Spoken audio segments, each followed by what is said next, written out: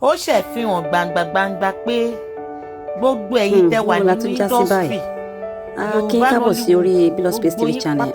Dúpẹ́ lọ́wọ́ yín ẹ̀yin subscribers wa, dúpẹ́ lọ́pọ̀lọpọ̀, akíyín fún ẹ̀yin tí ò tí subscribe. Ẹ má gbàgbé kí ẹ bá wa subscribe kí lè máa rí àwọn update wa.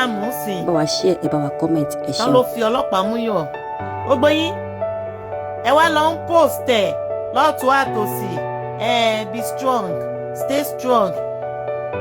èmi ò sọ pé nǹkan tí Abraham ṣe dáa àbí ò dáa o béèyàn náà bá wá fọmọ tèmi náà yí fọlọ́pàá gbé ẹ o ó bẹ́ẹ̀ ta kó wá fún mi má wá fáwọn ọmọ mi if you come from my children ti yẹ ta pa o. ṣùgbọ́n gbogbo yín ìsìlẹ̀ wa mọ̀ pé she should stay strong.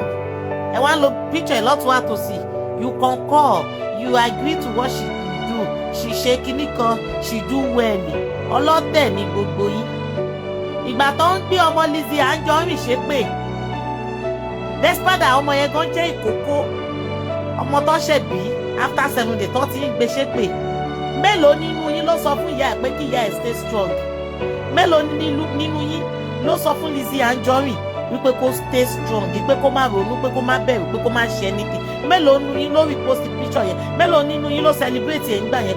ọlọ́tẹ̀ ni gbogbo yín. ọ̀tẹ̀ á rí gbogbo yín mọ́lẹ̀. ọ̀tẹ̀ á rí gbogbo yín mọ́lẹ̀. ó wá di ìgbà tí Lizzy Toyin yìí sì ẹ wá sọ fún kó take kinní kan nígbà tó ti sọ fún pé ó fẹ́ kú.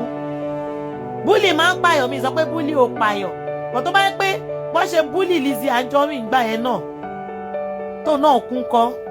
ọlọ́tẹ̀ ní gbogbo yín. ẹ learn láti máa wà pẹ̀lú ra yín all the time. ẹ máa wà fúnra yín all the time. even bẹ́ẹ̀ ni ẹ̀gọ́ bí wọ́n bá tiẹ̀ dá bí wọ́n bá tiẹ̀ ṣe try to cover up ẹ̀yin Nollywood. ẹ má máa dúró ní ìdúró pé èèyàn kan la wà, èèyàn kan la support. ẹ máa support ara yín.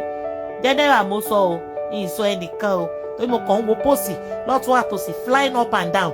Toyin we love you, Toyin don't die, Toyin stay strong. ṣe sọ fún Lizzy Anjorin pé kó má dà kó má dà yìí. sọ fún Lizzy Anjorin pé kó má dà yìí nígbà tiẹ̀. ọlọ́tẹ̀ ni a dúpẹ́ gidigidi lọ́wọ́ yín, ẹ má gbàgbé kí wọ́n subscribe, kí wọ́n like, kí wọ́n